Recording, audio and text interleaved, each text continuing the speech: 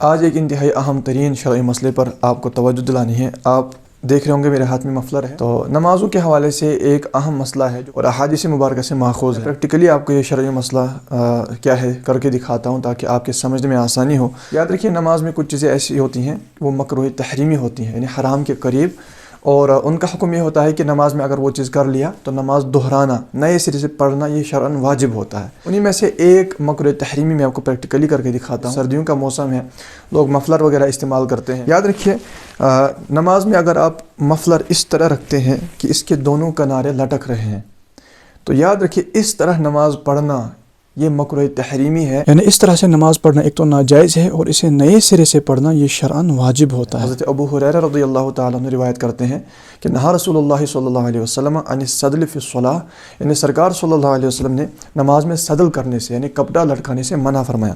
لہٰذا یہ جو صورت ہے یہ کپڑا لٹکانے کی ہے۔ اس میں تو ایک چیز یہ بھی رہتی ہے کہ بندہ جب سجدے میں جائے گا یا رکوع میں جائے گا تو کپڑا سنبھالنے کی طرف بھی اس کا دھیان رہے گا اور پورا خشوع و خضوع حاصل نہیں ہوگا۔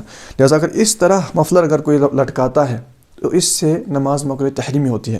اور یوں ہی اس طرح چاہے مفلر ہو یا چادر ہو، ایک کنارہ پیچھے ڈال دیا اور ایک آگے ڈال دیا، ٹھیک ہے، اس طرح بھی یہ سدل ہے، یہ بھی کپڑا لٹک رہا ہے، یہ بھی نماز میں مکروہ تحریمی ہے۔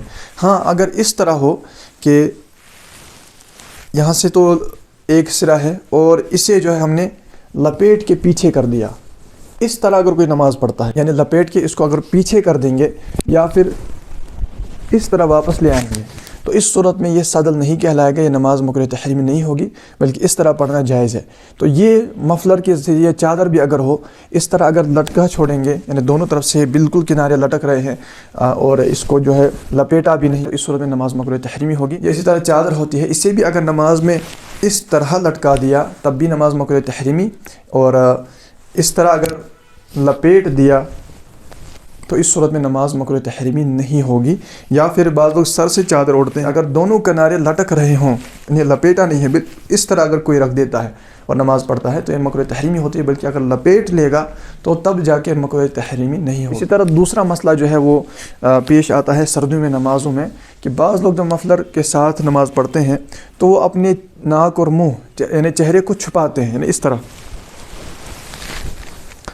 اس طرح چھپانا، یعنی نماز میں اس طرح ناک اور منہ چھپانا، اسے بھی فقہاء کرام نے مکروہ تحریمی قرار دیا ہے۔ نہا رسول اللہ صلی اللہ علیہ وسلم عن السدل فی الصلاۃ وان یغطی الرجل فاہ، یعنی حضور اکرم صلی اللہ علیہ وسلم نے نماز میں سدل کرنے نے کپڑا لٹکانے سے منع فرمایا، اور اس سے منع فرمایا کہ آدمی نماز میں اپنے چہرے کو ڈھانپے، یہ بھی نماز میں مکروہ تحریمی ہے۔ لہٰذا اگر کوئی نماز میں منہ ڈھانپتا ہے، ماسک پہننے کا بھی یہی حکم ہے، ناک اور منہ بالکل چھپا لیے، اس طرح اگر کوئی نماز پڑھتا ہے یہ مکروہ تحریمی ہو جاتی ہے، یہ نماز دہرانا واجب ہوتا ہے۔ اور بعض لوگ وہ ہوتے ہیں جو فقط داڑھی کو چھپاتے ہیں۔